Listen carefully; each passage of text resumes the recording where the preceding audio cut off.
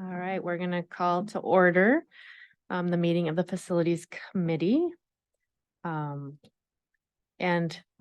I thought, since last month we did not actually get a chance to say goodbye to Mike Rogers, maybe we would like a moment of silence, just so we can Great idea. thank him for his service, so.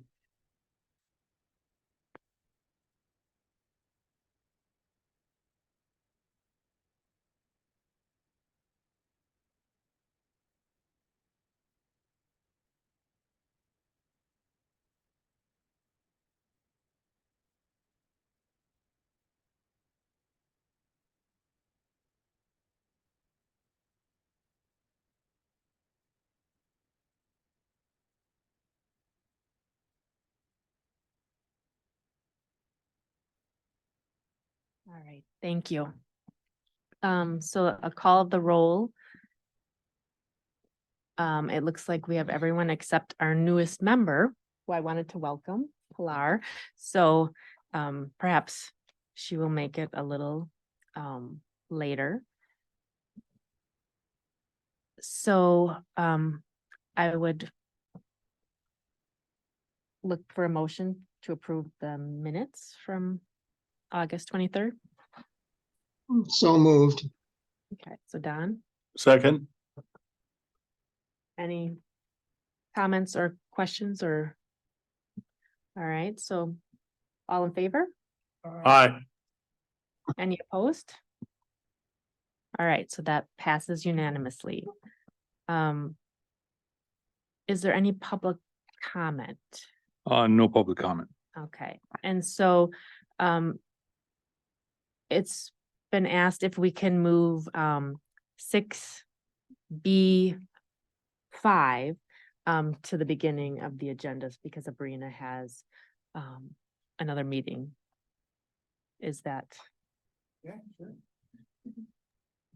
All right, so we don't need a motion, we can just, Yeah, we can, All right. we can just do that. So, okay, I invited Brina to the meeting to answer any questions that you have about her energy report, anything like that. I reached out to find out any questions. Don had more questions about going forward about how we're gonna do things as the committee as far as energy stuff. And you had a couple questions that you had emailed over. I did not get those over to Abrina. So Abrina, welcome. Thank you. Yeah, if you do have any questions, I'd be happy to answer them.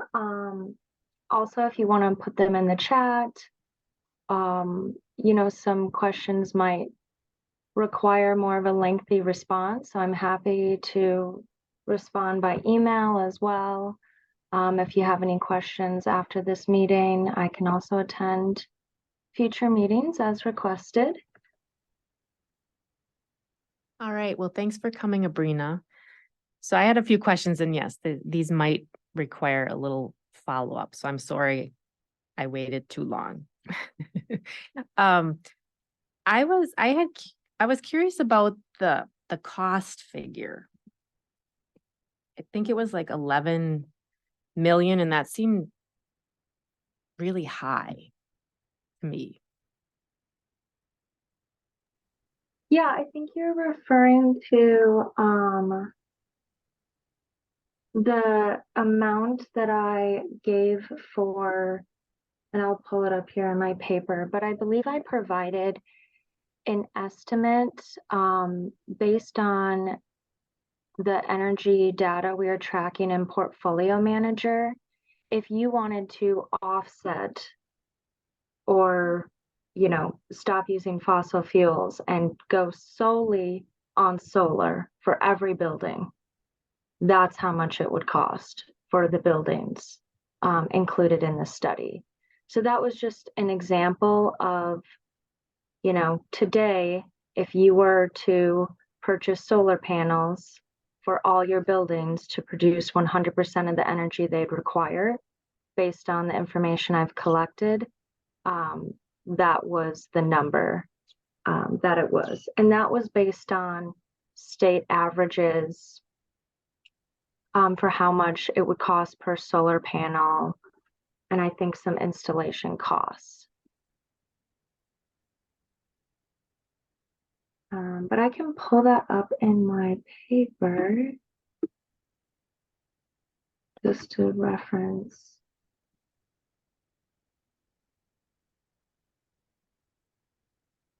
So it was just a certain cost per watt, it looks like, that you used.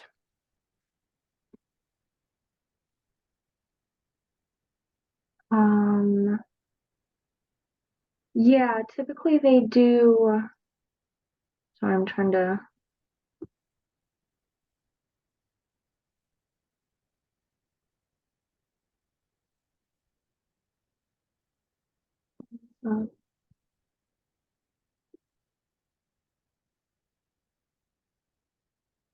Yeah, I think for, calculating that cost, yeah, it's based on, in Wisconsin, what the average cost would be for those solar panels.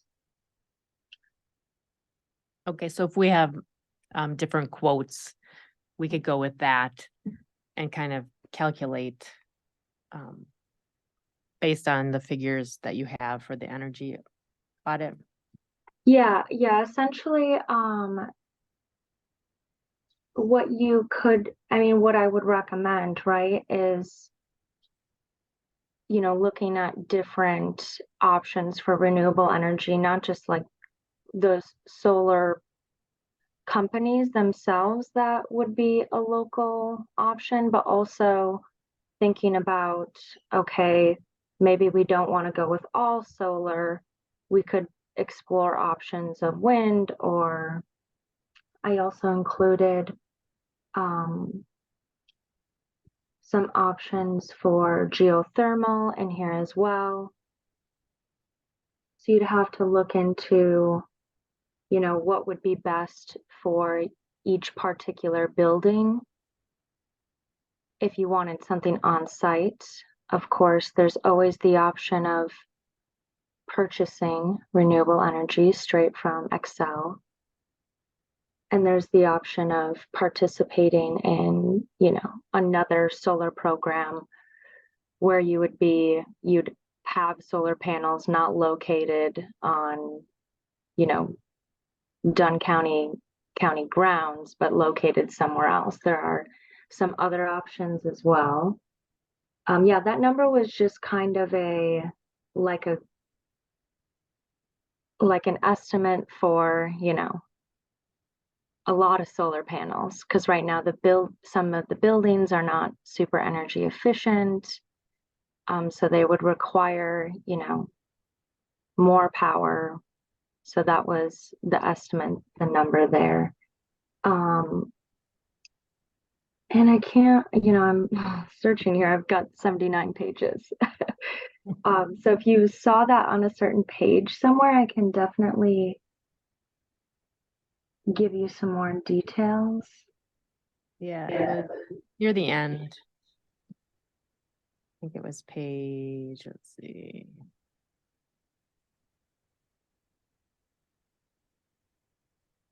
Page 61. Okay.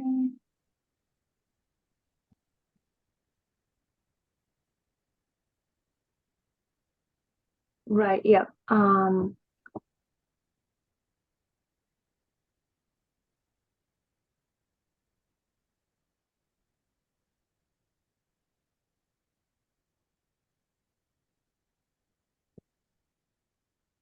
Yeah, so that's how much.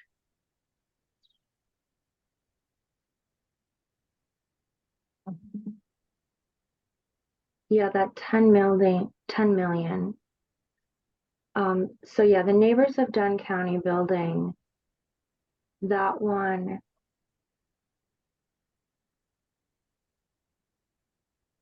Sorry.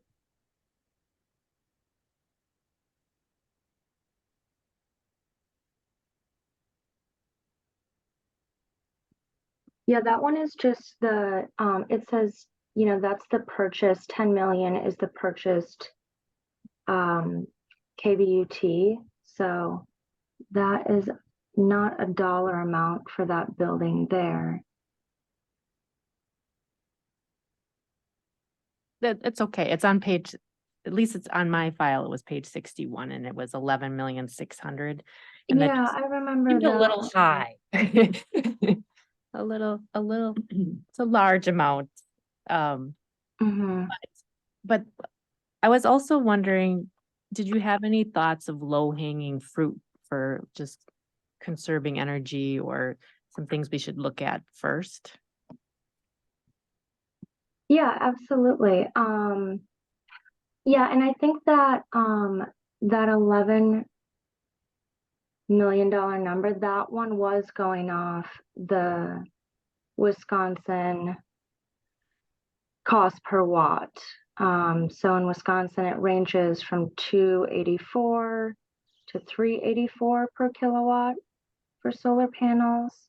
So that's what it would, again, not recommending you go and purchase $11 million in solar panels, but it was just kind of a number to give you an estimate of like how much a project like that would cost. And that's just based off, the Wisconsin averages and what it might cost for a company to provide that service. But yes, for low hanging fruit, I think the number one thing is improving energy efficiency in the building. So, LED lighting, a smart energy management system, that would be good. That's something like, having sensors that would turn off lights and turn on lights as people exit and entered rooms. And then, one of the low hanging fruit that we've already started here is the tracking of energy. So we have that portfolio manager set up to track energy use, and that's a good foot in the door to understanding energy use and making changes. Another low hanging fruit is definitely encouraging, change in occupancy, how you want to like inspire people to turn off the lights when they leave a room or not have a space heater or not have an extra refrigerator. Things like occupancy behavior are one of those low hanging fruits. That could be, there's different incentive programs, gamification, things like, having the blinds closed during the day to prevent, the sun from heating up the room in the summer, or the opposite of having, in the winter, doing the opposite and having the sun heat the room and then closing the shades to keep the room warm. Just things like that could help.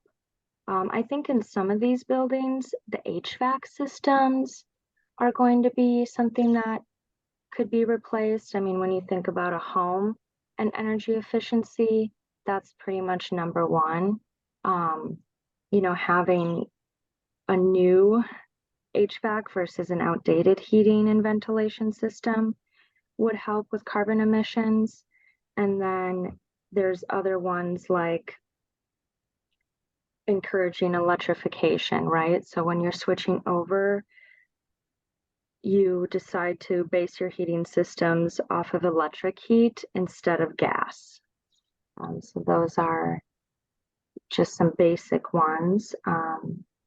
Retrofitting existing buildings, right? Upgrading older buildings with new energy efficiency features.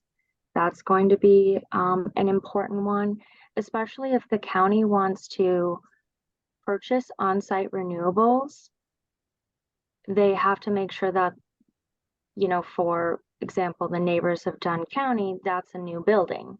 So purchasing renewables for that building, right? You're not having to worry about an old HVAC system sucking up a bunch of energy. But for some of your other buildings, for example, like the highway building, that one you're going to want to invest in energy efficiency projects first. And I would highly recommend contacting the Business Solutions Center at Excel Energy, because they are able to kind of work with you and see, okay, what are your optimal rebates? What are incentives? They do provide, I think like a contracting service where you can have a consultant come in and evaluate the building. That's something that I was definitely not able to do for this project because I simply don't have that type of expertise. But they'd be able to, let you know if you wanted to replace an HVAC system. Okay, can we get cash back? Is there a rebate for installing energy efficiency equipment? So you could save on costs for that. And Excel does, they want people to be more energy efficient because they have to reach their goal of 100% renewable energy by 2052. So they have some different options, and I can drop their email in the chat. But they're going to be a good resource because for the portfolio manager, we're getting our information from Excel. So we had to give Excel permission to give portfolio manager your energy data. So they're going to be able to also look at your energy data as well. And that's going to be very helpful because they can provide their, expertise for what exactly is the best option for the county or for a certain building. Thank you. Yep. Did anyone have any more specific questions about the report? And then Don, is it okay if we move on to the looking forward process? Oh, yeah, I have one maybe more specific question first, if I may. Sabrina, thank you very much for joining us tonight. I was wondering, we talk about the portfolio manager, and I think my impression is that's very important because that would give us the records that we could justify the money that would take to put in a new HVA system or et cetera. How do you have some idea of how much time that would take to maintain the portfolio manager on the 3 buildings we're talking about? Would this be something that we need to hire another person, or I was just wondering if you have some thoughts.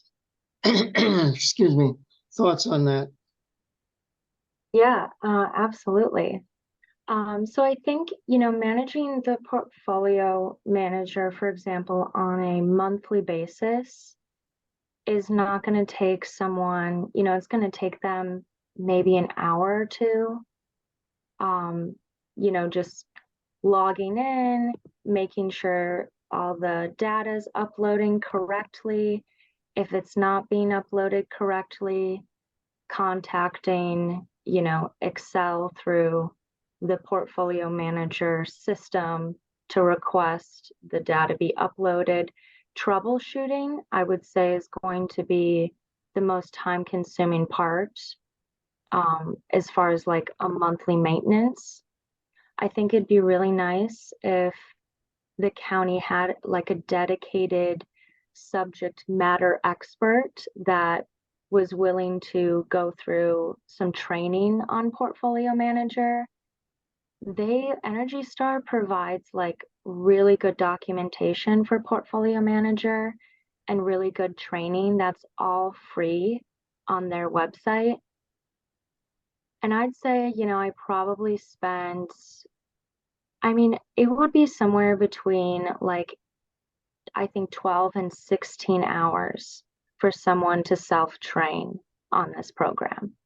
So it's something that, could take like a month or so to like fully learn if you went slow and just did, you know, paced yourself and just learned a little bit every day or every week. Otherwise, I mean, I'm sure you could sit down within an 8-hour period if you were really dedicated and just try to learn the whole thing. The nice part about what I have already completed is that the hardest part about the energy portfolio was setting up the buildings themselves and the meters themselves. So that's all done. It's really just having someone go in there on a monthly basis, make sure that your information is being uploaded correctly, and then, running reports if you wanted to, which they can be. That's something that also takes a little bit of training, is you have to understand what to ask it, what requirements to give it for a report. And then when you know that, it will give you an accurate report. But sometimes on here, if you just go, oh, provide me with this random report, the information might not be so clear, because it's just going, it wants to give you like an Energy Star score. Well, we don't technically have all the information necessary to give these buildings an Energy Star score. So there's things like that. But I would say, it could be managed a few hours a month if someone took some time to dedicate and learn the program. Thank you. Thank you. Supervisor Lino? Yeah, Brina, this is Supervisor Lenow. I just have a quick question. I was just wondering, if you have your report broken down by the building. I'm, concerned mostly about the Judicial Center, because that's our highest use energy building that we have because of the jail. Mm-hmm. And our intention is to go into, ground-based, heat out of that, and just kind of wondering where those two would blend together, solar and the ground-based heat, how that might be connected. I was just wondering, first of all, do you have that broken down by building? Yes or no? Yeah, I do have it broken down by building. I'm just looking here on my report. Yeah, I'm seeing that the Judicial Center did use 5.2 million in 2020, 5.6 kBUT of electricity in 2021.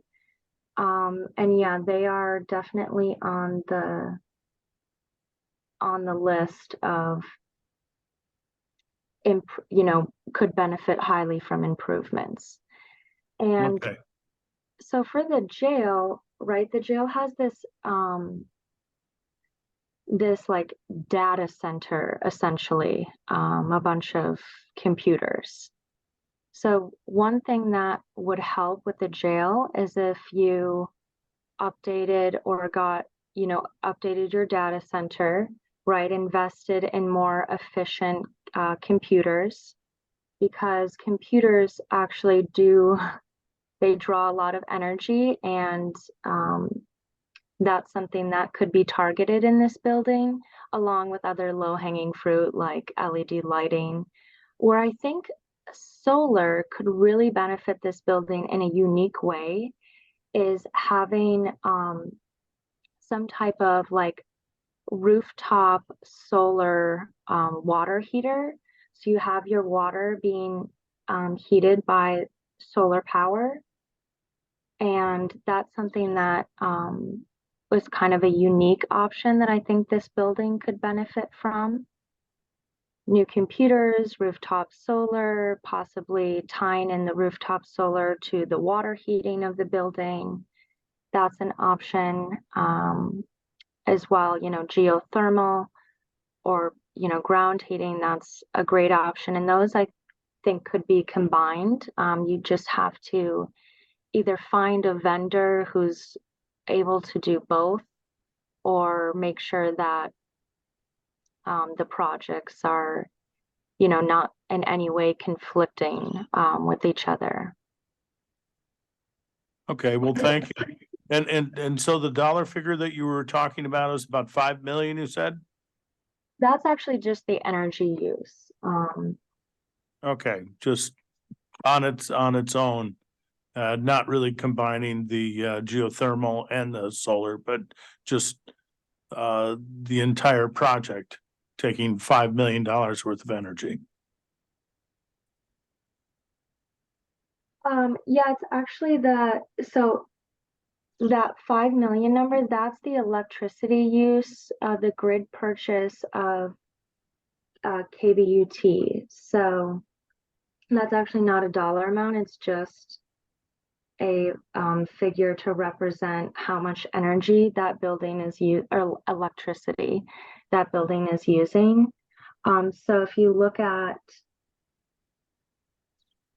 for the year 2022, right, not necessarily overall, the neighbors of Dunn County is actually number one in energy electricity use, but that's also the biggest campus here.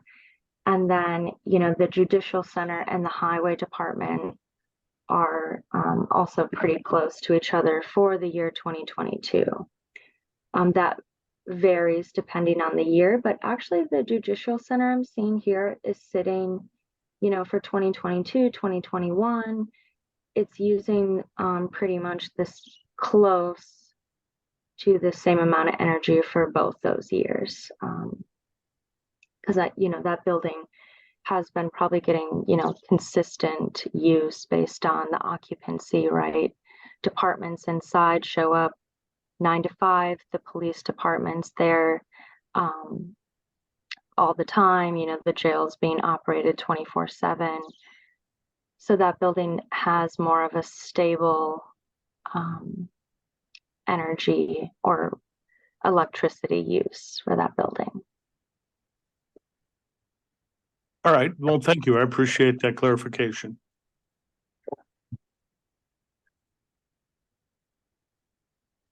All right, it looks like specific report. Does anyone else have any more questions for Abrina?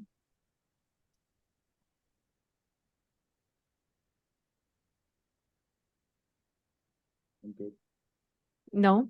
All right, well, thank you very much, Abrina, for coming and answering our questions. So Supervisor Keeter, did you have other questions about the report?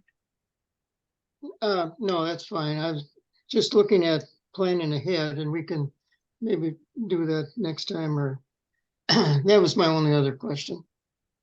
Okay, so how to use, like, create a committee, or how do we want to move forward? Okay. Correct, yeah. All right, well, thank you so much for coming, Abrina. Yeah, absolutely. And, I'm happy to attend future meetings, or if you have any questions, about ideas for getting started, I'd be happy to go back and forth over email or phone calls. So yeah, I'm here as a resource when you need me. Okay, great. Thank you so much. You're welcome. Have a good night, everyone. Thank you, too. Abrina. Good night.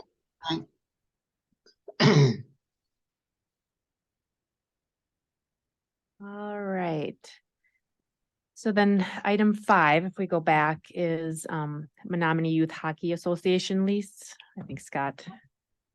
Yes, this is a topic that I wanted to bring to the committee to get your thoughts on how we would handle this, if we proceed on this, where it goes.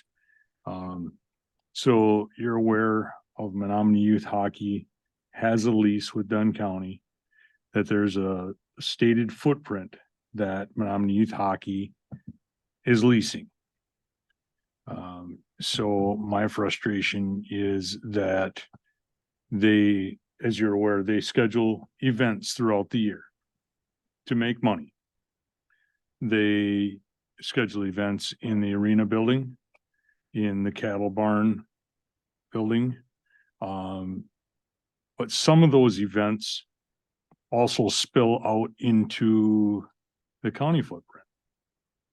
They don't stay in their leased area. For example, they have a fly ball tournament.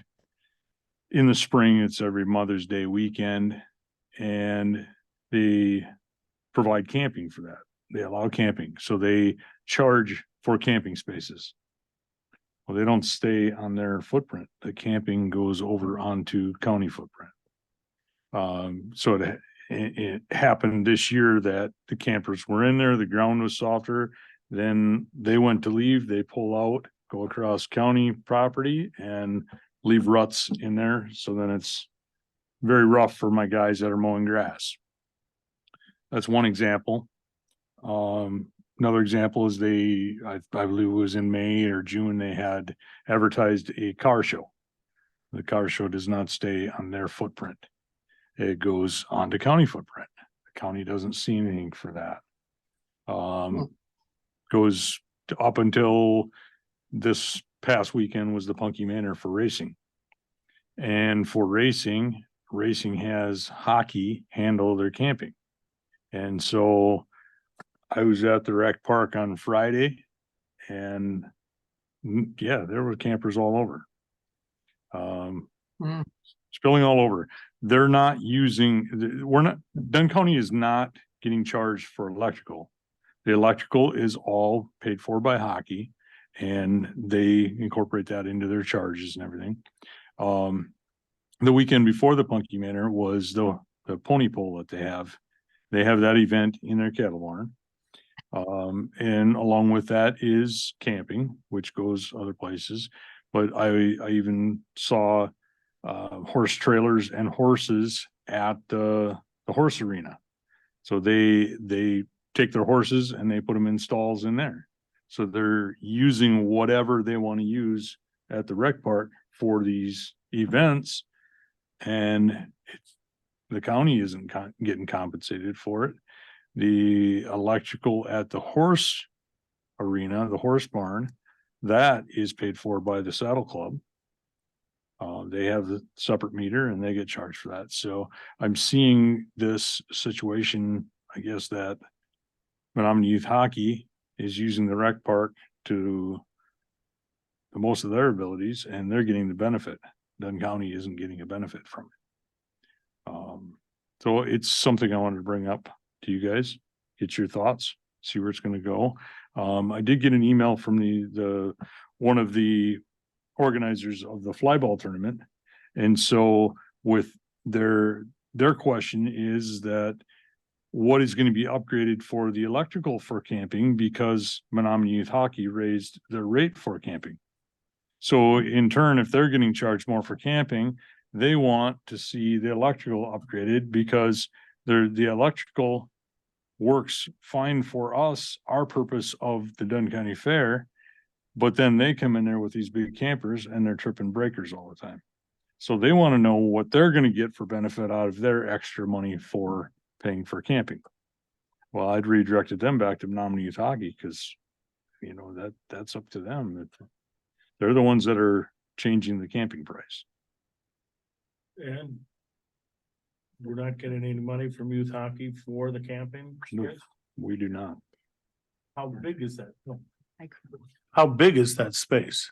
That their footprint, so to speak? Their footprint, Yeah, I mean, what is their camping footprint, I should say? so their footprint is the two buildings, the arena building Yeah. and the cattle barn building. Mm-hmm. And that goes to the west out to 17th Street. Okay. So that would also include the hog barn and the coverall building actually fall in there. The fair office falls into their footprint. Mm-hmm. And it goes out to the south. It goes to where there are yellow electrical pedestals. It goes right up to there. And that's right along the area where during the fair is the food garden. or for food court, whatever you call it. So that way, that area, and then it comes back on the east side, goes right across the front of the building. And then there is some, I guess there's some verbiage in there about the parking lot because they need parking, so they're able to use the gravel parking lot. Is But there camping on that parking lot? No. Okay. No. How many hookups are there? I'd have to count how Just many hookups. Ballpark, 50, 100? No, not that many. There's probably 25 to 30 hookups. Okay. Yeah. Is there water with those hookups too? There is water there that they can access. Okay. There's not water hookup at each one of those. Like I Okay. said, this is all set up for our fair. It's Mhm. not set up as a campground.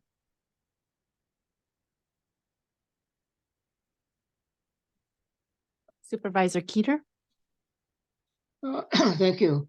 I was wondering, boy, I have trouble talking tonight.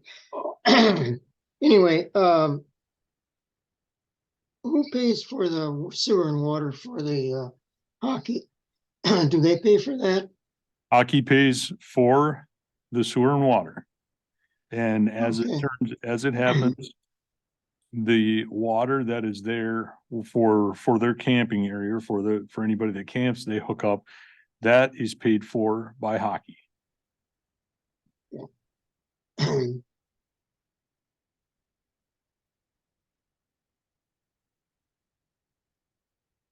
Any other thoughts? So on a given weekend that this camping is occurring, I mean, how many kilowatts are we talking? I mean, what kind of power usage? I don't know the power usage. The Okay, power usage isn't a concern. That's paid for by hockey. okay, that is, The okay, electrical is paid for by hockey. okay. Yeah. But if they're popping breakers, and they're looking for us to foot the bill on upgraded, power box someplace. That's what the organizers of one of the events is looking for. Okay, Yes. how much is that gonna cost? I don't know. I have not looked into that. My response to the organizers was that the electrical was upgraded at the rec park a number of years ago to better serve the Dunn County Fair. Mm-hmm. And it serves the fair for all the purposes. Deb, I don't think there's anywhere at the fairgrounds that we would need more power. We're able to function with all the power that is on the grounds. We hook up the food trailers, the vendors that are there. Yeah, we're sufficient. Not to say that we could use another one maybe down the road. I know there's a waiting list for food vendors that want to come there, but I wouldn't, what I bring in because I Right. want everybody to make money and I don't want to duplicate. So right now we're probably sufficient. So in the fair could expand if we wanted to bring in more food vendors, an Mm-hmm. expansion of it, with more hookups. But you take into consideration of the fair in the food court, the electrical hookups are on one side, and then you go across the road to the east. There's more hookups over there, but those don't get utilized for the food court. That's over where the carnival has their trucks and stuff.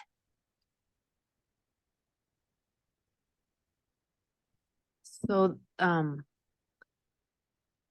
the youth hockey gets a permit, right, to camp?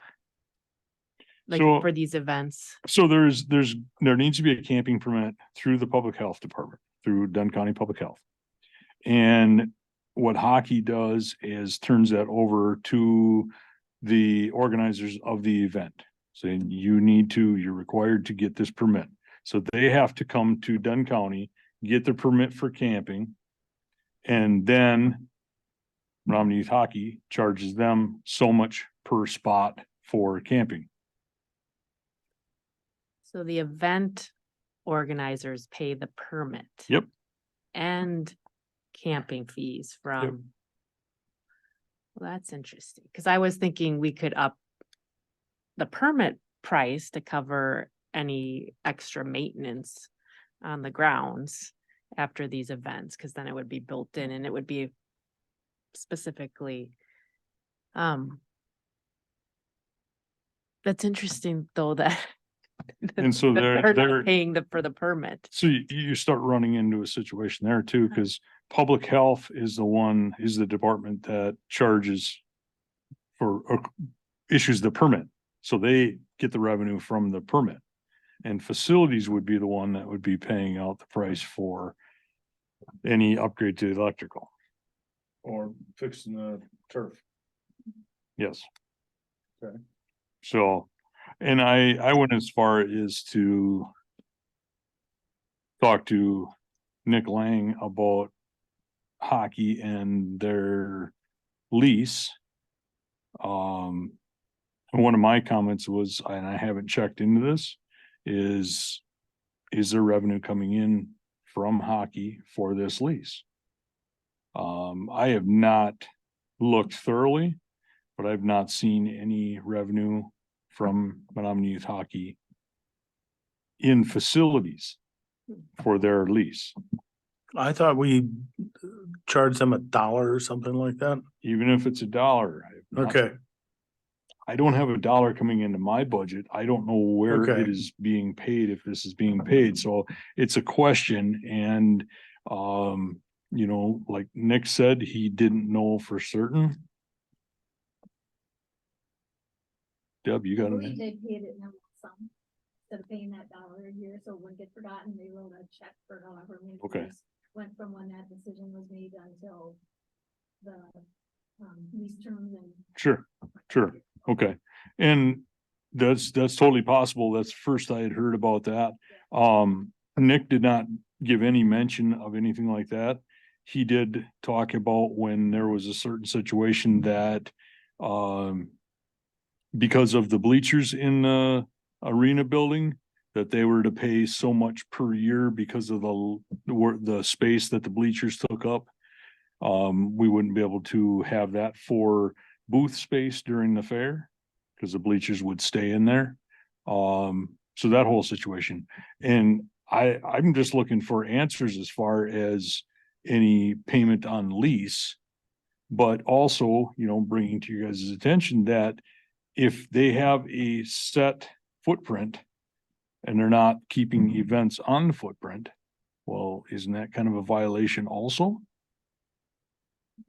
You know, it would be that Dunn County is allowing them to use more of our property for generating income.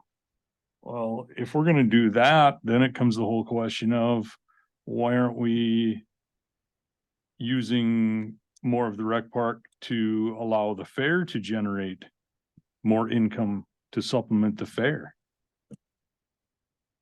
You know, the fair doesn't have the opportunity like hockey does. Hockey has this opportunity and they're using it. I mentioned to Christy Hendrickson when I was talking with her, you know, she's with Menominee Youth Hockey, mentioned to her about the events going off of the footprint, and she's well aware that the events do go off of the footprint. And I said I was going to bring it up at the facilities meeting and talk about it. Most likely, if they're not able to have the camping like they have in the past years, they probably will lose some of those events. The fly ball tournament, if the electrical doesn't get upgraded or they don't have the space to on the hockey footprint to put their campers, they're going to find a different place for their event. So I mean, there's an issue there, and I wanted to bring it up to the committee and find out your thoughts, and, you know, get it in your mind. If you think about it, we can discuss it at a later date. But it's something to bring up. if I may. I would say, is this been on their radar agenda, so to speak, for their meetings? That there's this discrepancy of footprint usage? Not that I'm aware of. Okay. I think we ought to do that at, say, place, an item for their agenda. To bring that up at this particular point. Seeing that they're paying the power, but they're not paying to use county land here at this particular time. And I think it's something that needs to be adjusted in the relationship that we have. And we have a great relationship with a youth hockey, and we want to continue that. Yeah. No question about it. But at the same time, we don't want to be played for patsies either. Right, I agree. Okay. Go ahead. Well, if they want to use our footprint, couldn't we just start charging rent where they're using our land? And then we get some dollar amount from that. I don't say if they have 10 campers on our property, what they should charge per camper, maybe, or, and when the health department gives a permit, what is their permit to say that when they hook their camper up, where does the water go to if they use water? Then it turns into gray water?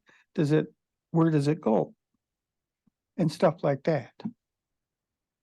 And, I think that it should be a dollar amount that we should be compensated for them using our property.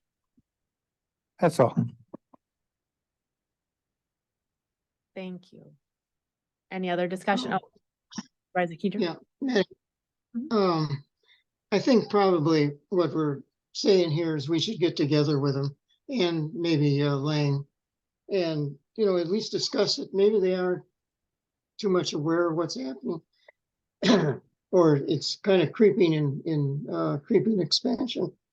So I'd suggest we invite them to a meeting and at least discuss it and see where everybody is. Yeah, so is it more appropriate to have them come here to a meeting or go there to one of their meetings? Or just can we have, I don't know if you and Nick can meet and discuss the lease? Yeah, I don't know which would be better, if it would be better to approach them and, say, put it on, can we get this on your agenda so that we can discuss this? Or invite them here that, hey, I've got this item on our facilities committee agenda. We want to discuss this. I can reach out to them, find out what they think would be better, talk to Nick, see which way he thinks would be better. Mhm. And Yeah, then that sounds. go from there. Yeah, because it sounds like we may need an adjustment to the lease or an addendum Sure. or, yeah. And so where that Yeah. gets discussed. Possibly throw that in front of Nick's desk too. Yes, I can definitely discuss. it See with what he him. has that, might kind of throw that out there, might give us a little better direction. Pick a spot, any spot. Doesn't look like, push the thing in, the microphone down. Push it into the. Oh, there we go. There you go. Okay. I know Scott mentioned something about the payment for the lease or for the bleachers. That was taken out of that whole arrangement when the addition was put on. And when the renovation happened Okay. out there, that was part of that whole concession Okay. thing. So I do remember that part. And Okay. that would have been prior to you. That would have probably been when Dave Taylor was here. Yeah, it was prior to me. I know Prior to Nick, you. Nick had mentioned it. And Yeah. So, Yep. you have more knowledge of that stuff. Yeah. How long have 'Cause I you been on the ice board? That's, Oh, probably. Well, at the time of the renovation, because they wanted some input about the fair and mhm. and I'm, so that's when they kind of said, well, would you like to be on and I said, no, at first, because I thought I had enough on my plate, but then, I kind of joined in and basically, I first started doing it just to kind of make sure that we can have input when they're making plans and Sure. doing things that, think about not just hockey, because there's lots of other things that need to happen out there. And so that's when I got on there. I can't, when did we renovate that? Was that I'm not sure the year of the renovation. It's been quite a while. been quite a while? Yeah. So that's where I've been involved Mm. since then. So that piece of it, but so that's why I can lend you that. And I know the next meeting is the 4th of October, so October 4th, at 3 3 o'clock. probably wouldn't get on their meeting, but I can reach out tomorrow and see if it's a possibility. I can ask Jack and Sure. I can send him a text right now and ask him if he could add something. He always sends something out. Anything else, anybody want anything on the agenda? So. Yeah. Yeah, I Yeah. can do that. Do that. that's and- okay. And I can approach them, talk with them about it and bring it to their attention. And Yep. then we can go from there. Okay, I'll take care of Okay. that. All right, thank you. Any more discussion? All right. Well, welcome, Pilar. Thank you. I thought this meeting started at 7. 6. Oh, delightful. Good to know. Thank you. I'm so sorry. I somehow had it on at 7. I guess maybe because I assumed the county board meeting starts at 7. This starts at 7. Not the case. No, Facilities meetings is an 6. hour, yep, earlier. Wonderful. Well, I'm so Okay. glad to be here an hour late. Lovely to meet all of you. I will be on time for the next one. All right. Just remember, admin is at 3. Admin is at 3? Yeah, Okay. just Great to because, know. because I know Mike was on it and I thought maybe you were. I'm not on admin that I Okay, know all of right. unless somebody.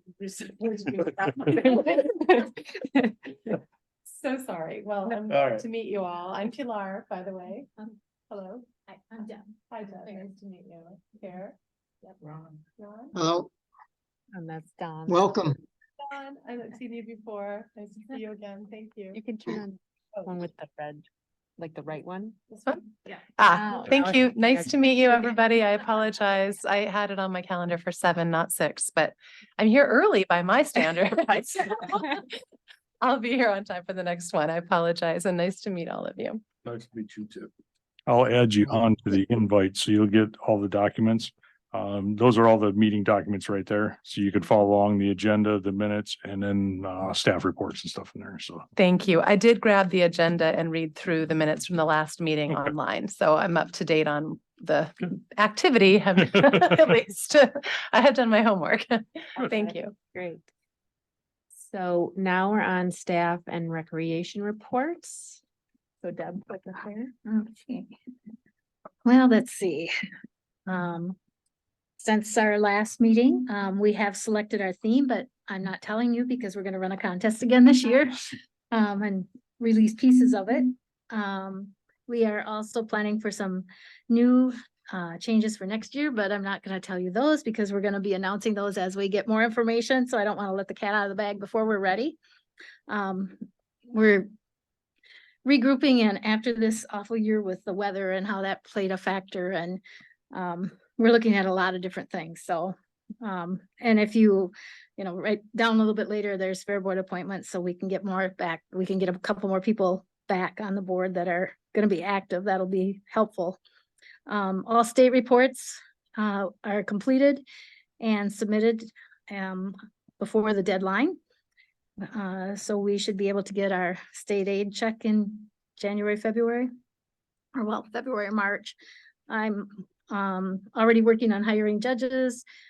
We have all but one night of entertainment booked for the free stage and the grandstand. And we're looking at changing the sponsor brochure and recruiting for food vendors. So I'm gonna go down my list and we'll figure out who we want back and if we offer a food contract to anybody else, because I have like 35 people on my waiting list that want to come here with their food trucks. So that's kind of a nice problem to have, but other than that, if anybody has any questions, I don't have final numbers yet. We still have a couple little invoices that are still sitting out there floating. I'm going back and forth with our lift people because I'm kind of arguing with them on the dates on that we got charged for. And then I don't believe, unless it came in to you, that we got the electric and water bill from youth hockey yet. I have not seen one. Okay,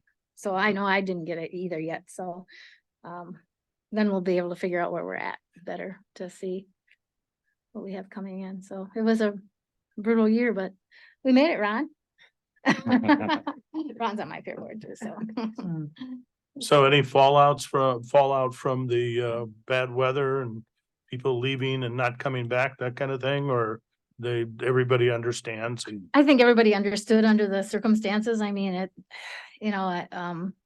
it was just so hot on that Thursday that, people were disappointed, but we've just felt we had to close early just because nobody was comfortable there, and we were trying to keep the animals comfortable and the people that were there. And, people could still come around and they could go through the barn, but just Mhm. pretty much even the food vendors were kind of glad to leave because it was so hot. They were just sweltering in their, food wagons, but, then I did hear from a couple sponsors that were pretty disappointed because they had free tickets to the grandstand as part of their sponsor package. And I told them that they could save them till next year and we would honor those next year because it wasn't their fault either. So, and they paid us money to Mhm. be at the fair. And of course, with the lower attendance for 3 days there, they didn't get the recognition either because they're announced at different events and so forth. But, our super senior showmanship contest was kind of a hoot and we had a great fun with that. The judge looked at me and I don't know why I get myself into these things, but he looked at me and he says, I don't even know what to do with you. So we're just going to leave you wherever you're at because it was after the open class beef show. And I said, the only way I'd do it is if I could take a dairy calf in there. So I had a dairy calf with all these beef. But it was fun. We had a great time. I had a great time doing it. I had a great time doing it because it's been a long time since I've been on the halter. But no, people were generally pretty understanding. Okay. All right, So, just wondering, that's all. Yeah, but, and I think it helped, we reached out to all the sponsors right away and all the people, the sponsors that provided money and, apologized for. I mean, you can't control Mother Nature, so Nothing you can do. nothing we can do. Yeah, but, yeah. But any other questions or? Anyone Okay. else? All right, thank you. Yep, thank you. So Facilities and Parks Division. All right. Things are going very well in facilities for the most part. I do have one facility technician that is still out on surgery recovery. Hopefully he is recovering like he should be, so that's on track. But I have my doubts that he'll be back by the end of this year. I know he's itching to come back, but we'll see how that goes. Otherwise, I did hire a facility worker. He started Monday of this week and is doing very well so far. Went through orientation stuff. We're getting him exposed to the buildings and finding his way around, but I think he's going to be very good. I did have a custodian that started on Monday and figured out that she is not ready at this point to commit to full-time hours. And so she did quit. So I'm back to recruiting for a custodian again.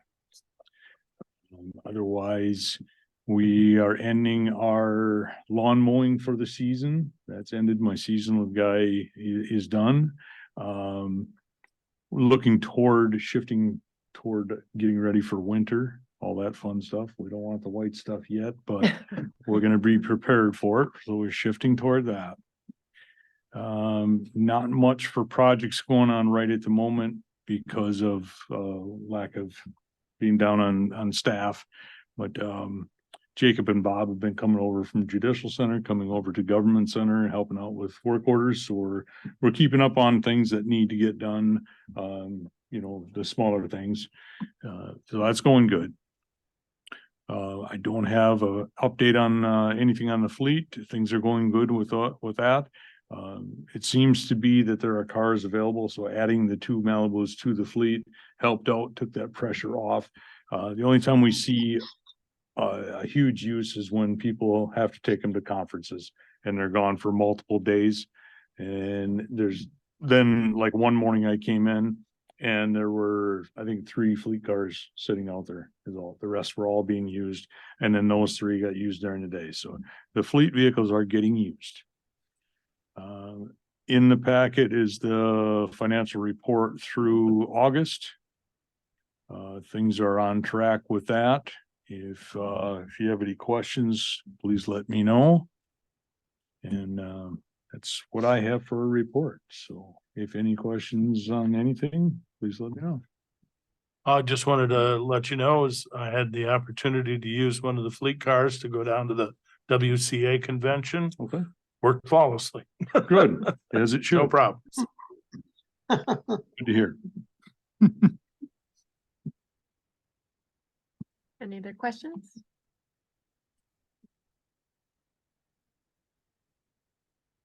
All right. And we will move on. So we did energy. We talked to Yeah. Abrina earlier. She Oh, had another that's meeting, so you missed the Abrina. You took your time to go through this agenda. So, all right, so item 7 is Colfax shooting range. Yes. Well, Colfax shooting range takes care of our obviously our Colfax shooting range. It's a range, it's the Colfax Sportsman's Club that takes care of it. They run it. They do a lot of maintenance on there, a lot of improvements on there, have done improvements over the years. They contacted me, looking to install a 400-yard range there so that they can offer more of options for shooting. And they were looking at exploring the ways that they could do this as safe as possible. And so I have Doug Jensen is the club president. He is with us tonight to give you guys more information, and you can ask any questions as far as what they want to do, but they're looking at to make this as safe as possible, to remove some trees on the property. So Doug, if you want to come up and give us a. We have a microphone is, I think that one's. There you go. Yeah. Share these here. Kind of give you a little bit of an idea of what I got on there. Here, right, thank you. And. Okay, all right. We'll go here with Scott on this one here. Thanks for you guys' time. I appreciate it very much. You can tell by the photocopy, the Colfax one there, that shows what the range looks like now up there.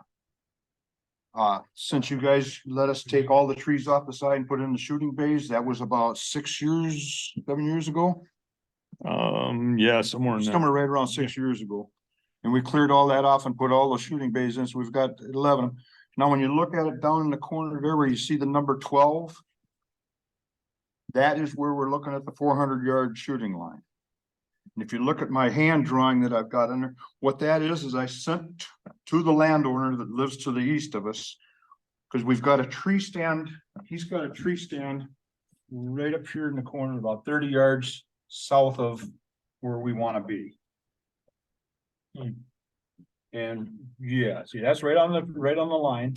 And then we've actually right now have had the trees are all cleared up through there. You can see it going up that line 12 anyway. When we cleared this all out, we cleared that one line through there. But we're about 15 yards off the property line right now. And he's about 30 yards back. And I approached the landowner about it to see what their concerns were with us, because we're looking to make this as safe as possible for everyone. And they'd like to see us move over just a little bit farther with it if we can. We can without doing a lot of trees. We can move over. I mean, I've got it figured out where we can move about 20 trees out. And we can move over to 25 yards instead of 15 yards. Could you, I'm not the best with maps, but could you just show me what the overlay of these two things are? They seem to be somewhat different. Yeah, that's. How these two relate to each other? Just like that, right there. Ah. You're Yeah. right, you're right. That's the right way to put it. Yeah, If you took the other one I down, know. you see the difference on it. All right, thank you. Cause see, right here is where we're thinking of putting the stand or the shooting stand. would be right where this curve is. From there to the back line here is the 400 yards. That gives us our 400 yards going right straight out there. And you say this guy has a hunting tree stand for his own. There's a purposes hunting back tree stand here. right here off of the, right off So of you're their. talking about shooting at this guy's tree stand more. or Well, less. we're shooting off to the side and and we've got a 12 to 15 foot berm back there right now. And it's the stand, you can see it if you go up there. Yeah. If you don't go up there, you can't see it. Hmm. So what we're looking at is trying to move this over about 20 yards, 25 yards. This And then way. extend that 15-foot berm. And extend it up as high as we can get it, which is above 15 is about the max we're gonna be able to get it. It'll just cave over if you get it. Right, Right. And the landowner was out there, I met with him and his sister, the ones that own the land, and he's comfortable with that. Okay. Because it puts us over into his position where he didn't realize a lot of this here. When we shoot off that 400-yard range, there's gotta be a range officer down there. Yeah. There's no shooting without a range officer on the range up there at all. So you gotta have a range officer down there. So I mean, there's always something. And the thing is, if we go to shoot off of that line, we're gonna drive up there. If he's in his tree stand, we're not gonna shoot on that one. Mhm. That's the way we're planning. Okay. And he's not up there that often to where, it's gonna be that big of a deal, but, it's just something that we're looking at, trying to make it work for us and keep it safe for everybody. So beyond that berm, are there a lot of trees on that? Yeah, Right in that's here? all trees along there. That's all back on the other guy's, on a different guy's property again. Okay, And that's all trees back there, yeah. okay.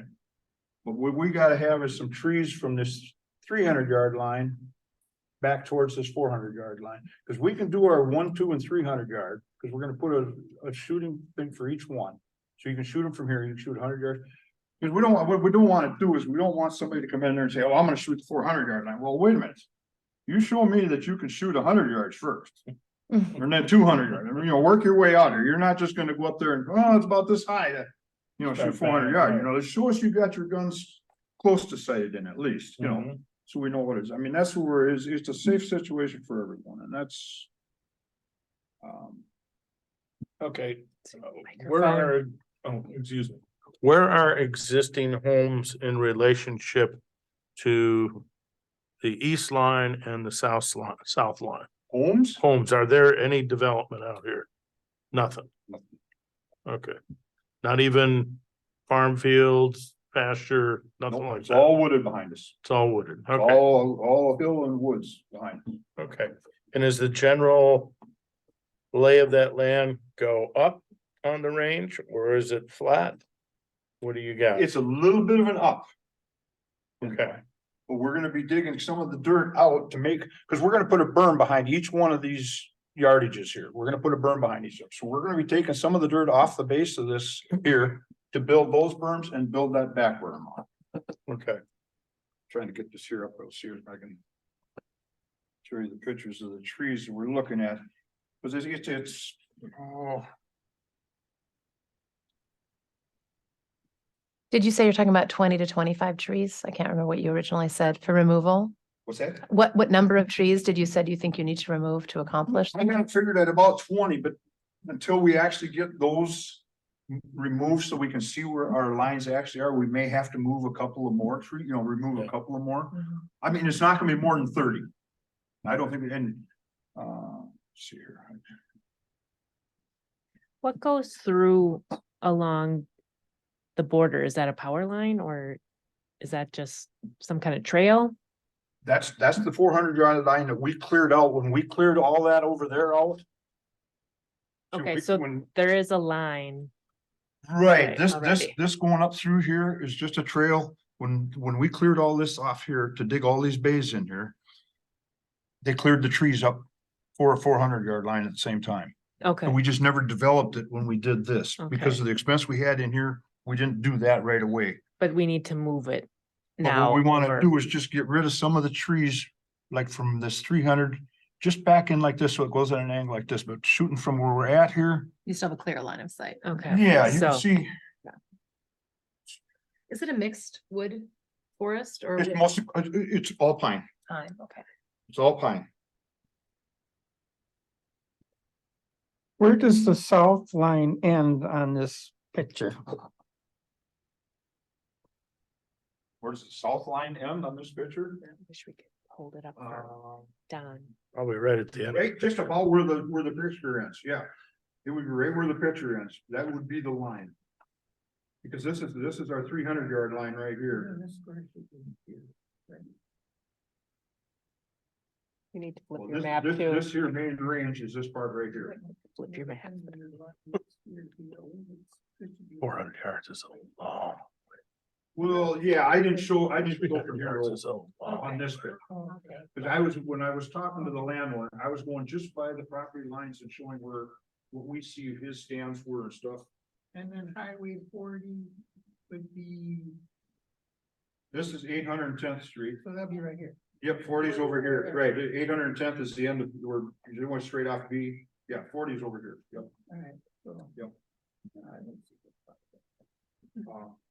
Here's a picture of what I just took a picture so I can show you.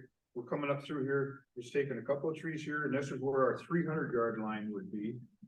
And then it would be taking trees from behind that, and leaving this row of trees along this trail that we got there now.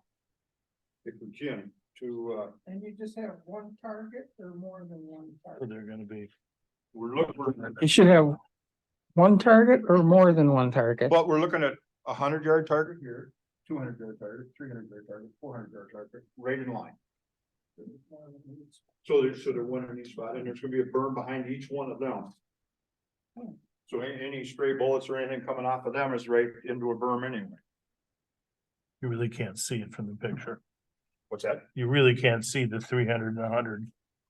No, you can't, no, and No. it's all I've got out there right now is barrels. See, here's the 300-yard barrel, which I'm saying is here.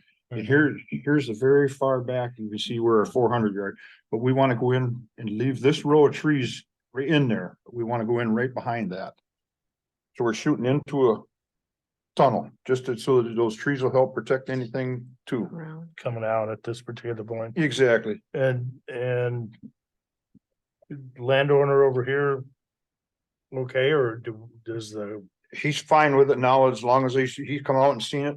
And he didn't realize, their concern was ricochets off these steel targets and everything. Well, he didn't realize what happens to a bullet when it hits that steel target.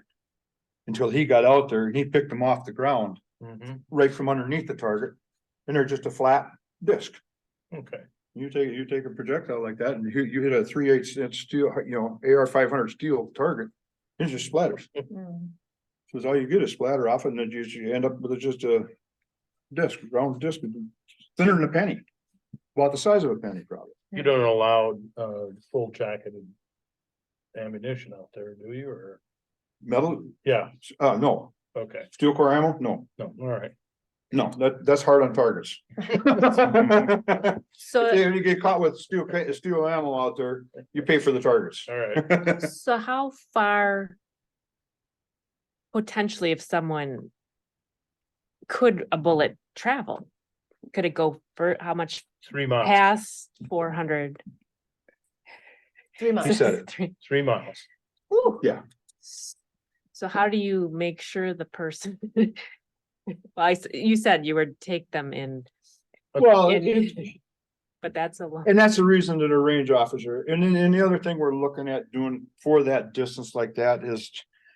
I seen it up in there, down in Sun Prairie, Wisconsin. I was down there to shoot down there, and I seen one of theirs for their 600-yard line down there.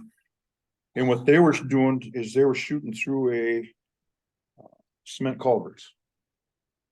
Oh, so Oh. you wouldn't So have any you've spray. only got, they've got like a 3-foot cement culvert sitting right at this thing. So you've got, that's the only picture you got is right out of that culvert. Shoot through a hole. You're basically, that's what you're doing, shooting through a Yeah. hole. Whether you do it through a plastic culvert, a metal culvert, or whatever kind of culvert, I mean, it's showing you exactly where you can shoot and that's it. I mean, you can't see anything but that. So if you're shooting through this opening, the ability for the bullet to do the 2 miles, 3 miles it's impossible. It can't go that way because to get that range, you have to be aimed like that. Right. But aren't doing a culvert. No. So What's that? we aren't doing a culvert, so. Well, I'm trying, Yeah. we're trying to not, we're trying to go without that, just Right. because of. If Yeah. somebody does hit the side of the culvert or something, I mean, Oh, you know, you can get different things back or stuff like that, I mean. Yeah. We got enough. Sense in our range officers, I Okay. guess, you know, and we take it as the public shooting people. Have got enough sense to make sure that they're right at the targets and stuff, and with us standing right there by them. We have had no issues, I mean, with all the shooting events that we've had up there. We haven't had any issues of anything. Yes, sir. Good. Sorry. Yeah. So do you have a certain roster of hunters there or do anybody can show up? On our open days, when it's open to the public, anybody can show up. Okay, And then when it's coming up with like, okay, hunters and stuff, deer hunting and stuff right now, coming up. We try in that middle part of October. Right up until deer hunting, we try to be open as much as possible, every weekend for sure. And then that last week going into deer hunting, it's open all week long.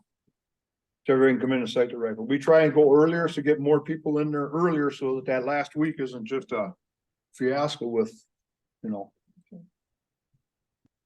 Yeah, I think you may have answered my question, which was, is there any history of misguided bullets or stray bullets or any other issue with injuries or accidents at the site? None that we've ever heard of. And what's the history? I'm not familiar with how long the range has been in use.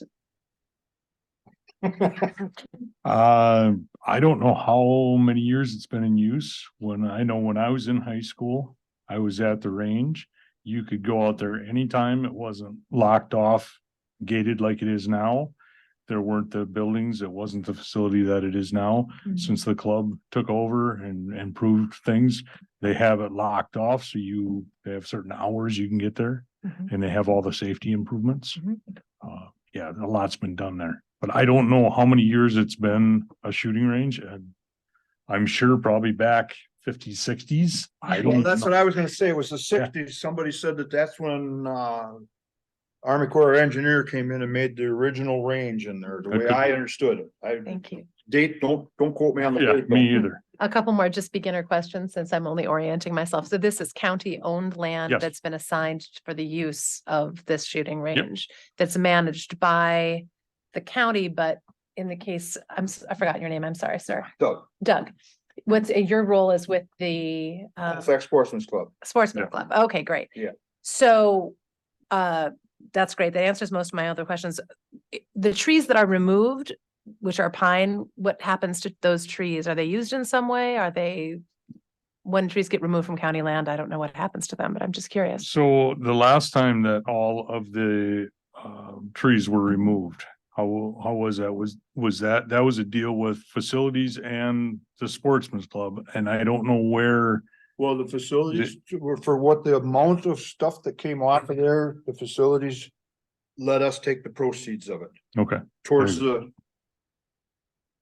renovation of getting the bays and stuff in there. Cause I think it was only like $2,600, $2,800. yeah, is that all was it before my time. I don't know It was the. somewhere in that area, as far as I can remember. I wasn't into it that much until that's Yeah, I about the wasn't time I started in there and stuff.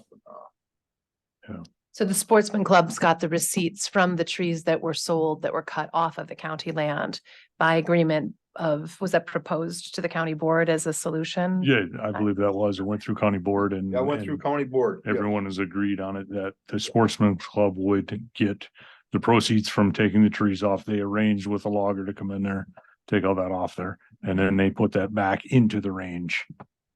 Got it. So it's reinvested in Mhm. county property Yes. effectively. Okay, Yes. thank you. It's just another thing for you guys' information to put these bays in there when we did it.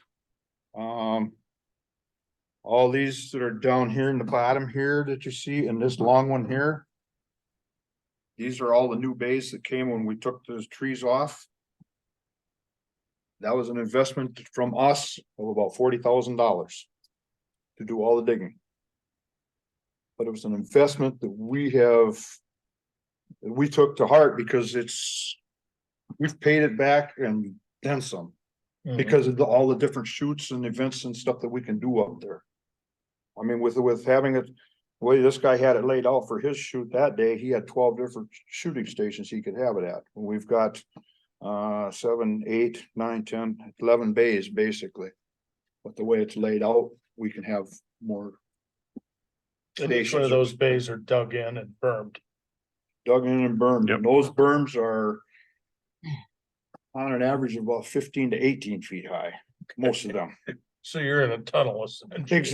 Exactly. Yep, All right. yep, you're in a tunnel and you're back in any of them bays and stuff. I mean, these here are the ones that are a little bit more open, but these back here are all just, yeah, you're closed right in and stuff, but, And your range masters are definitely no nonsense individuals. exactly, yep, yep. And that's like Scott said, I mean, it's something we've got the gate locked down there, and when it's open, if any range officer wants to go up there and do some shooting on his own, he has to leave the gate open. And public comes up there and wants to shoot, the range officer puts his equipment away and takes care of the public. And that's one of the things that's in our SOP for operating up there, stuff in that term. Supervisor Keeter, did you have a question? Yes, what percentage of people you think will be using this 400-yard range? Because that's quite a distance, I guess. I'm not sure, so. It's percentage wise, I'm not sure, but by having it as a 1, 2, 3, and 400, that we can shoot those multiples on there. We'll probably use it a little bit more just to give guys a little bit more out on some of it, but I would say a lot of it's more gonna be for these precision shooting guys that shoot the long distances, which is gonna be a small amount. So as far as it being open, it probably isn't gonna be open that much, because it does have to have a range officer down there. Along with anybody that wants to have the upper range open, that'd have to have a range officer up there. So you've got one here and then would be one here. Exactly, yep, Okay. yep. And then what it is, then what it is if the main range wants to go to cold and go down and check paper targets and stuff. They radio down to the guys down on the 400-yard line and they clear everything and they're stay cold until everybody comes back off the main range, just because we're behind the main range line. Yeah. You can't see from here, up, you can see part of the field up here, but you cannot see any of the targets or anything up there to be shooting up that direction, but we said that as long as they want to go down range, we have nobody shooting anywhere then. So everything goes cold. But percentage wise, to answer your question, I couldn't tell you how many of you guys will use it. I mean, A handful, probably. yeah, and there's a lot of the guys have commented about it because they want to go out west hunting. So they want to come in and shoot 400 yards. So until you have it open, you really don't have an idea of what is to be used. No, we're just gonna put some money into it and get it open and try it and see what it does. I mean, Does the money that you guys invest come primarily from member dues from the sports club, or where does the revenue for I'm unfamiliar with your organization, but does our the- our revenue, most of it comes to a little bit on the membership. Our memberships are very cheap. It's a $40 a year for family. So membership basically does some of our maintenance work around there, and that's pretty much it. I mean, the rest of it, our revenue basically comes from our banquet, which is coming up October 7th. If anybody wants tickets, let me know. We'll set you up. But that is our biggest fundraiser. We got 12 or 13 guns on there this year that we raffle off. We have paddle raffles and different things to do, other things to keep the whole night going. It's up the Whitetail Golf Course and stuff. Otherwise, it's our shooting events. We got steel challenge shooting, we got rimfire challenge shooting, 3-gun challenge. I mean, there's bowling pin shooting. So I mean, and that's where a lot of it is off the revenue, and our banqueters, our main things on there. I mean, we did the berms, and then year before last, we put in a well and a holding tank up there. So, I know the Dunn County, range here. And, just a few miles down the road from our office here. What's the longest range that they can do? In the Menominee spot? they've got a 300-yard one. They have a 300-yard. Correct. So this will be the only one that'll do 400 in that in this area.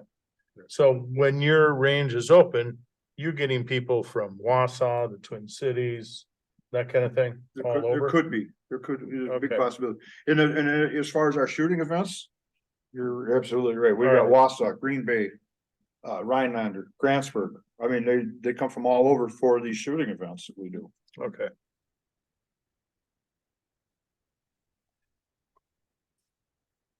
I think the only other one that's got a longer range than us is down in Eau Claire. The one has got a 600-yard range. Hmm.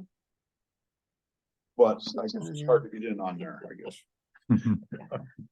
I don't know. That's. Thank you. Doug, do you anticipate any other objections from any other stakeholders aside from the neighbor that you've addressed the issue with? Is there any other organization or party who might have an objection to this that you would anticipate based on previous proposals? Not that I'm aware of. Great. I mean, I've been pushing this along for the last year now. Because like I said, we built the berm back there. That was last summer we did that. And then we started talking about it more and trying to get our SOPs into using this 400-yard range. And then a lot of our membership commented about the tree stand back there. Mm. So I said, okay, fine. I'll just talk to Bruce and Becky and find out what's going on. So I talked to Bruce a lot about it. And we did a lot of different things, and him and Becky come out there and we walked the whole thing. Went down and they looked at the whole range and everything, and they. I have Let's one see. final question. Be done. Are there any, I'm sure you've encountered this in the past, but any DNR related concerns about wildlife living in the stands of pines or anything like that that has come up in the past? Has there been any review of that? So it sounds like it's fairly standard territory. There's nothing exceptional about that land or that area regarding endangered species, unusual ecosystem components. Not that I've ever heard of. Okay. I'm not Never had familiar any with the background. territory back there, but it looks on the surface of it like it probably wouldn't be an exceptionally attractive area for wildlife, but I was fair game, as they say. I Yeah. mean, we shot the bowling pin shoot last Saturday down there, Mm. and at that 300-yard range, which would be on your map there, 10B up there. There was 8 turkeys up there, and they were there all afternoon while we were shooting. Yeah. And the deer walk through and are shooting trap. They just wander through. I was thinking more about, eagles and nests in the trees in question than things running around, but Correct, yeah. correct. No, there's nothing that we've ever heard of or anything. Okay, thank you. So is our next step? It's just a verbal, or do we actually have to come up with an agreement? For I for the guess, trees? somebody asked a question about what we would do with the trees. Mhm. And we took out. Mhm. If you have no objections to it, we would saw them up and use them for our props and different things. If that's okay with you guys. Yes, do we need, or is it just kind of a verbal committee Well, approval? my question is that the approval of the 400-yard range, do we need to bring this before the county board? Or just make a recommendation from facilities to the county board? Or a recommendation from just facilities to approve? so I guess in that, to answer that question, I'm not quite sure on how that would be handled. Where's Nick? Yeah. Nick actually asked me if there was anything he needed to attend the meeting, and I really didn't think so.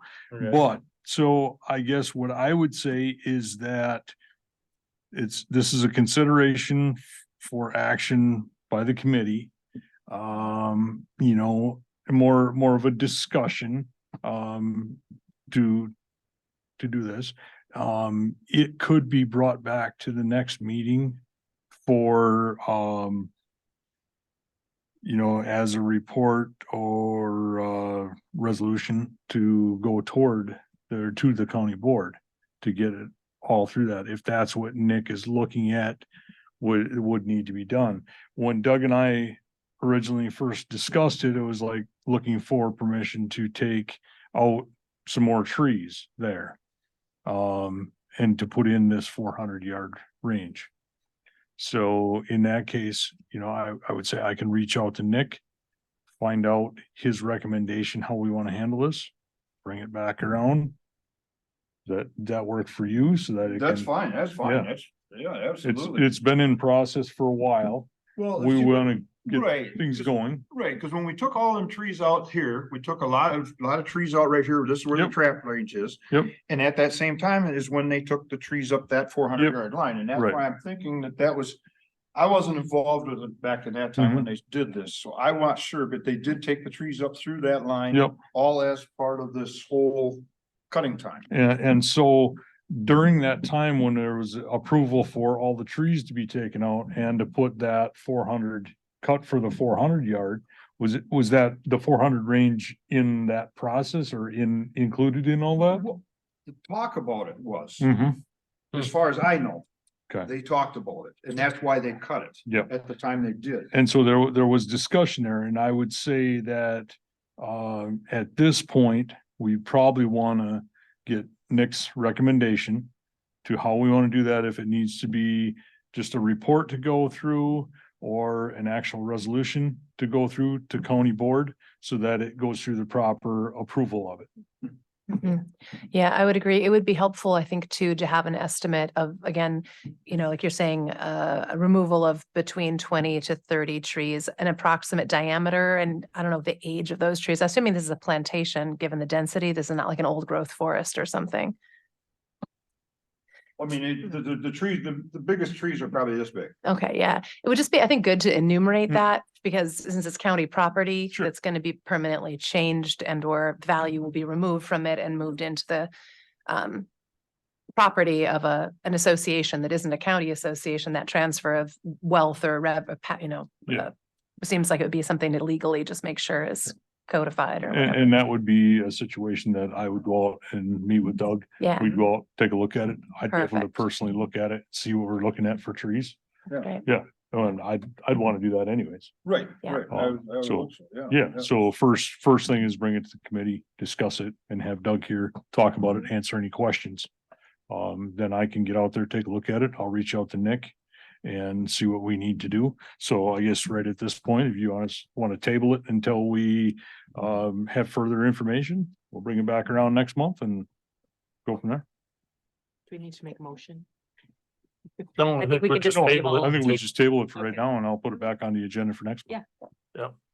That sounds good to me. I Okay. mean, that's the way you guys are aware of what we're, you know, what Yeah. we're looking, Yep. trying to do and. Yep. Works Thank for me. you, thank you, yeah. Thank you very much. You've been Yeah. very thorough. Anytime, you need any of these? No, I should be good. Okay, Mr. Chair. I'm pretty familiar with the range. Yeah. Some of the other things on there too is now, you know, we're talking about these range officers and stuff that we've got up there. As of right now, through September, we got about 2,300 hours of range officer hours, all volunteer hours. Wow. Just for the range officers. And just a little over 1,000 hours of people helping. Doing maintenance and helping with the different shoots and stuff. Okay. So we got a lot of people interested in working with it, so. Let's see what you come up with. If you want me to come back, Let me know. I'll be in touch and let you know. but if you want to take a drive up there and look at it or something, I give will. me a shout. I'll reach out to you. Meet you up there or something. Perfect. Thank you. Thank you. All right, thank you. Thanks, Doug. All right, so we are at number 8, so the Fair Board appointments. Sorry. The Fair Board has 2 vacancies on our committee. Both of the terms expired in September of 2023. And we are submitting Nicholas Shepherd and Jeff Eckert as new Fair Board members to replace the 2 people that had resigned earlier in 2023. So The terms were up, right? their terms were up in September. Okay. 2023 anyway, so we just didn't have anybody to come forward. I didn't really, when we're planning the fair, we didn't have enough time to find somebody, and so we went with the 5 of us or 6 of us, but 6 of us. I think 6, yeah. Yeah, sometimes 6. So we went with the 6 of us, and then now we'd like to get back, especially with all these new things that we're gonna try this year. We need the extra 2 people. And according to the resolution regarding the fair board, we can actually have 9 people, so we do still have 1 person if we feel that we want another person on the board, so. That's what the fair board is submitting, so. All right, Do we need a resolution? motion, I would guess, A motion? right? Okay. I'll make a motion to approve these 2 individuals to be appointed to the fair board. I'll second the motion. I'll second the motion. All right, any further discussion? All right, all in favor? Say Aye. Aye. I, All right, so it's passed unanimously. All right. Sure they know what they're getting into? All right. Good enough. All right, any other announcements? All right, our next meeting is October 25th at 6 p.m. So we are adjourned. All right. All right, thank you all. Thank you. Thank you. thank, Bye, Don. thank you all.